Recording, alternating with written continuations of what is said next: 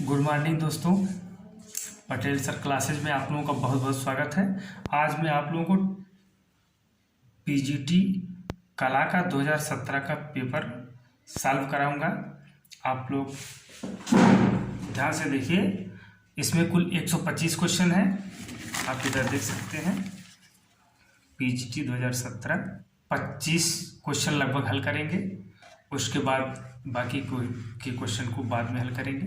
तो चलिए देखते हैं। पहला क्वेश्चन है, लघु चित्रकला भारत के किस हिस्से में विकसित हुई? उत्तरी हिस्से में, उत्तर पश्चिम, पूर्वी या उत्तर पूर्व? हुआ ये जैन शैली और गुजराती शैली के बारे में पूछ रहा है, जो कि भारत के पूर्वी हिस्से में विकसित हुई है। इसको हम लोग जानते हैं, नहीं जानते हैं तो आप लोग इस पर टिक कर लीजिए। इसका उत्तर होगा सी। दूसरा क्वेश्चन है, पोप जूलियस द्वितीय के मकबरे के लिए माइकल एंजेलो का मोसिस किस माध्यम में बनाया गया है? मोसिस का मतलब हुआ मकबरा।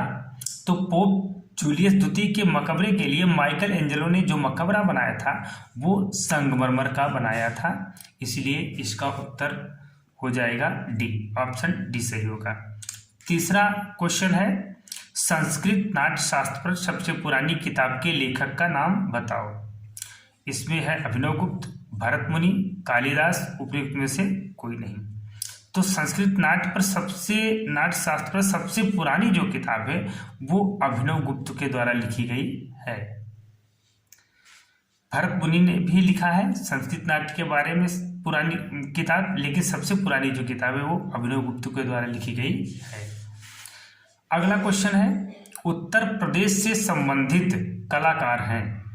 दिलीप तांबली ये नहीं है, जॉन डगलस ये भी नहीं है, ये पश्चिमी है। पी मनसाराम ये भी नहीं है।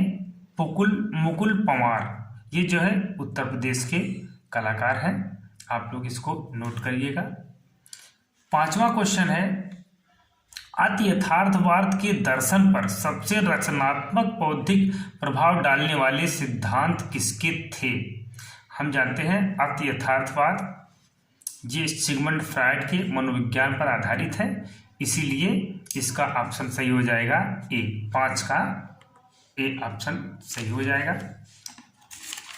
बी में कार्ल जंग लिखा है, सी में लेखन, डी में से कोई नहीं, लेकिन इसमें उत्तर सिगमंड फ्रायड यानी ऑप्शन नंबर ए सही होगा। छठा क्वेश्चन देखते हैं। छठे में छठा क्वेश्चन है, किसी वस्तु के स्पर्श से हुआ अनुभव क्या कहलाता है? किसी वस्तु के स्पर्श से हुआ अनुभव डैश डैश है, क्या है? वर्ण, रेखा, आकार, पोत। हम जानते हैं कि किसी भी धरातल के जो हम टच करते हैं उसकी जो फीलिंग होती है टच करने के बाद, जिसका चिकना या खुरदरा होता है, उसको क्या कहा जाता है? स्पर्श से जो अनुभव होता है उसको क्या कहते हैं? पोत। क्या कहते हैं? टेक्सचर। इंग्लिश में टेक्सचर, हिंदी में उसको पोत कहते हैं। इंग्लिश में देखिए आपके यहाँ पे टेक्सचर लिखा हुआ है। तो क्वेश्चन नंबर 6 का ऑप्शन हो जाएगा डी सही, पोत। 7वां क्वेश्चन है, चौर पंचाशिका डैश डैश डैश द्वारा लिखा गया है। तो चौर पंचाशिका किसके द्वारा लिखा गया है? कवि विल्हड़। वात्स्यायन ने कामसूत्र लिखा है। यशोधर पंडित ने जयमंगला लिखा है। और शशकला इनकी दूसरी किताब है। तो इसका उत्तर हो जाएगा विल्हड़ ने कौन सी पुस्तक लिखी है? चौर पंचाशिका। तो ऑप्शन नंबर बी हमारा सही हो जाएगा, विल्हड़। अगला क्वेश्चन है, उस देश को पहचानिए जहां से अभिव्यक्तिवाद एक कलात्मक आंदोलन के रूप में उद्गमित हुआ था। तो इसका ऑप्शन हो जाएगा डी सही, जर्मनी। फ्रांस में नहीं है, इटली में भी नहीं है। अव्यक्तिवाद, पहले अव्यक्तिवाद क्या है इसको समझिए। अव्यक्तिवाद किसको कहा जाता है? अव्यक्तिवाद का मतलब हुआ अभिव्यंजनावाद। अव्यक्तिवाद मतलब क्या हुआ? अभिव्यंजनावाद। इसको इंग्लिश में कहते हैं एक्सप्रेशनिज्म यानी अभ्यंजनावाद। तो हम जानते हैं अभ्यंजनावाद यानी एक्सप्रेशनिज्म का उदय कहाँ हुआ? जर्मनी में। तो इसका विकल्प डी सही हो जाएगा क्वेश्चन नंबर 8 का। 9वां क्वेश्चन है सिस्टीन चैपल कोष्टक में छोटा गिरजाघर छत में रंगलेप करने के लिए इस्तेमाल किया जाने वाला प्रमुख माध्यम है। यानी सिस्टीन चैपल की छत, आप जानते हैं सिस्टीन चैपल को किसने चित्रित किया है? माइकल एंजेलो ने। सिस्टीन चैपल जो माइकल एंजेलो ने चित्रित किया है। तो पूछा है कि छत में रंगलेप करने के लिए क्या इस्तेमाल किया गया है, उसका माध्यम क्या था? तो क्वेश्चन नंबर 9 का आंसर हो जाएगा फ्रेस्को। हम जानते हैं कि सिस्टीन चैपल की जो छत पे जो चित्र बना है वो क्या है? फ्रेस्को है। तो क्वेश्चन नंबर 9 का ऑप्शन डी सही हो जाएगा, फ्रेस्को। क्वेश्चन नंबर 10 है नवशास्त्रीय चित्रकला स्कूल ने ऐतिहासिक सटीकता के लिए बहुत महत्व दिया। नवशास्त्रीयतावाद यानी नियोक्लासिसिज्म पेंटिंग ने स्कूल ने ऐतिहासिक सटीकता के लिए बहुत महत्व दिया। किसको महत्व दिया है? सी, ग्रीक शैली को। हम जानते हैं नवशास्त्रीय चित्रकला ने ऐतिहासिक सटीकता के लिए किसको महत्व दिया है? ग्रीक शैली को। बैरोक नहीं है, पुनर्जागरण भी नहीं है, बाइजेंटाइन भी नहीं है। इसका 10 का ऑप्शन सही हो जाएगा सी, ग्रीक शैली। ये देखिए 10 का ग्रीक शैली, सी ऑप्शन सही हो जाएगा। क्वेश्चन नंबर 11 देखते हैं। 11 क्वेश्चन नंबर है प्रसिद्ध अति यथार्थवादी कलाकार मैक्स एर्नस्ट का जन्म किस देश में हुआ था? हम जानते हैं मैक्स एर्नस्ट ये कहाँ के थे? जर्मनी के। इनका जन्म कहाँ हुआ था? जर्मनी। तो ऑप्शन नंबर 11 का ऑप्शन नंबर क्या सही होगा? ए, जर्मनी। अगला क्वेश्चन है 12वां देवी प्रसाद राय चौधरी थे, क्या थे? मूर्तिकार, चित्रकार, डिजाइनर, छायाकार। डिजाइनर नहीं थे हम जानते हैं, छायाकार भी नहीं थे, चित्रकार थे लेकिन आंशिक रूप से, मुख्यतः वो क्या थे? मूर्तिकार। इसलिए हमारा ऑप्शन क्या सही हो जाएगा? डी। आपको बहुत से ऐसे क्वेश्चन पूछेंगे कि हर साल 2, 3, 4 क्वेश्चन ऐसे आते हैं निम्न में से फला चित्रकार क्या थे? चित्रकार, मूर्तिकार। अगर उसमें ऑप्शन यहाँ पे दिया होता कि चित्रकार और मूर्तिकार, तब हम उसमें लगाते दोनों में, चित्रकार मूर्तिकार में। लेकिन एक ही ऑप्शन में रहता तो अलग अलग है। तो मुख्यतः वो देवी प्रसाद राय चौधरी क्या थे? मूर्तिकार थे। इनकी एक से एक मूर्तियां आप जानते हैं, छंद, लेबराइट वर्क, इनकी बनाई हुई बहुत प्रसिद्ध मूर्ति है। तो क्वेश्चन नंबर 12 का ऑप्शन सही हो जाएगा ए, मूर्तिकार। क्वेश्चन नंबर 13 देखते हैं। डैश डैश डैश सभी नाटकीय संरचनाओं के लिए संस्कृत में सामान्य शब्द है। यानी वह इनमें से कौन सा शब्द है जो सभी नाटकीय संरचनाओं में सामान्य माना जाता है? तो नाटक ये भी नहीं है, प्रकरण ये नहीं है, प्रहसन नहीं है, रूपक। हम जानते हैं रूपक ये सभी नाटकीय संरचनाओं के लिए सामान्य शब्द है। तो क्वेश्चन नंबर 13 का ऑप्शन बी सही होगा, रूपक। अगला 14वां क्वेश्चन है मंसूर और मनोहर किसके मशहूर दरबारी चित्रकार थे? मंसूर और मनोहर किसके दरबारी चित्रकार थे? जहांगीर के दरबारी जो चित्रकार थे माधो, तुलसी, अकारिचा, विचित्र, विसनदास सबीह, मंसूर, शालिवाहन, गोवर्धन, दौलत बेग, अबुल हसन हम जानते हैं। अबुल हसन मुख्यतः ये व्यक्ति चित्रकार था किसके दरबार का? जहांगीर के।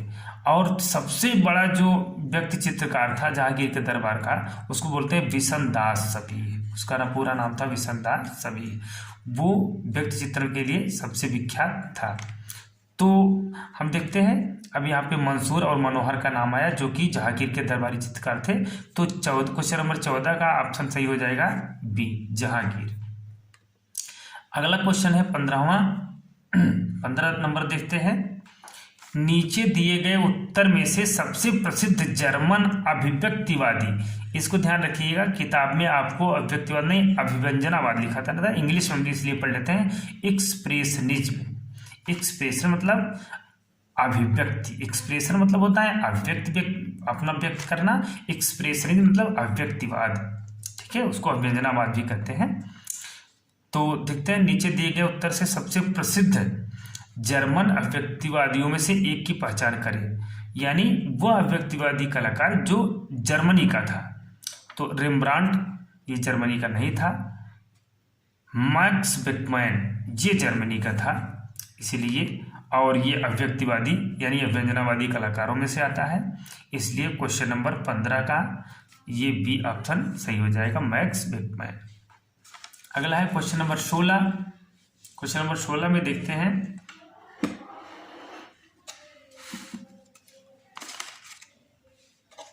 क्वेश्चन नंबर 16 है विख्यात नवशास्त्रीय चित्रकला ओथ ऑफ द होरोटी, इसका मतलब हुआ होरेसिया का प्रण। हम इसको जानते हैं, होरेसिया का प्रण चित्र सबसे विख्यात चित्र है किसका, जैक्स दाविद, यानी इसको हिंदी में लिखते हैं जाक दाविद, इंग्लिश में जैक्स लुइस डेविड इनका पूरा नाम है। तो होरेसिया का प्रण यानी ओथ ऑफ द होरटी 1784 में नवशास्त्रीयतावाद के अंतर्गत आता है। नवशास्त्रीयतावादी चित्रकार आप जानते हैं कौन कौन है, दाविद, प्रुदा, अंग्र, वान गो, रेनवार और जेरार्ड।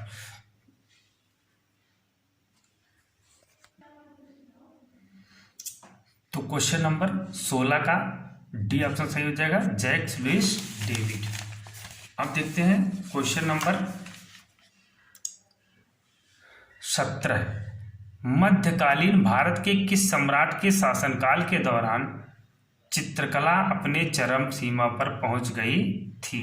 मध्यकालीन इसका मतलब हुआ मुगल काल के बारे में पूछ रहा है, जो कि हमारा मध्यकालीन इतिहास है उसमें पूछा है कि सम्राट के शासनकाल के दौरान चित्रकला अपने चरम सीमा पर पहुंच गई थी। तो हम जानते हैं मुगल काल में भारतीय चित्रकला मुगल काल का स्वर्ण युग कही जाती है, उसमें भी मुगल काल में भी जहांगीर का काल चित्रकला का स्वर्ण युग कहा जाता है, इसलिए क्वेश्चन नंबर 17 का ऑप्शन सी सही हो जाएगा, जहांगीर। क्वेश्चन नंबर 18 देखते हैं। 18 क्वेश्चन नंबर है अति यथार्थवादी कलाकार का नाम बताएं। अति यथार्थवादी कलाकार, अति यथार्थवादी कलाकार हम जानते हैं कौन कौन है, ब्रेतो, मास्सो, युतांगी, वान मीरो, एर्नस्ट, मार्क्स एर्नस्ट और सल्वाडोर डाली। तो अति यथार्थवादी कलाकार का नाम बताए जो पक्षियों के प्रति आसक्त था, उसके पास अल्टर ईगो नामक पक्षी था।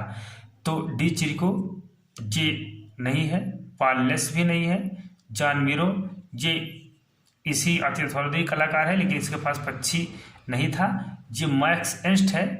तो क्वेश्चन नंबर 18 का हो जाएगा ऑप्शन ए सही, मार्क्स एर्नस्ट, यानी 18 का ऑप्शन नंबर ए सही हो जाएगा, इसके पास अल्टर ईगो नामक पक्षी था।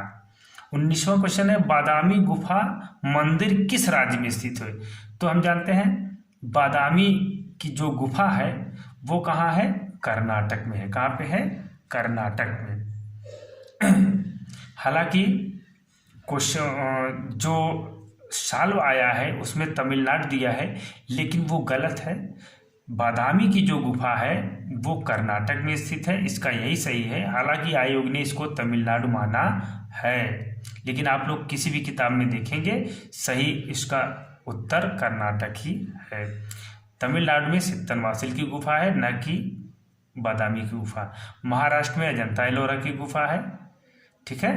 तो क्वेश्चन नंबर 19 का ऑप्शन डी सही हो जाएगा, कर्नाटक। अब 20वां और अंतिम आज का अंतिम क्वेश्चन है वो शेखर सेन। शेखर सेन क्या है, शेखर सेन क्या है। तो शेखर सेन आप लोग जानते हो जी नाटककार हैं। शेखर सेन क्या है, नाटककार हैं। ये चित्रकार भी नहीं है, मूर्तिकार भी नहीं है, छायाकार भी नहीं है, इनका किससे संबंध है, नाटककार से। तो दोस्तों आज का ये 20 क्वेश्चन समाप्त होता है। अगले दिन हम आपको और इसके आगे के क्वेश्चन लेके आएंगे, तब तक के लिए गुड मॉर्निंग।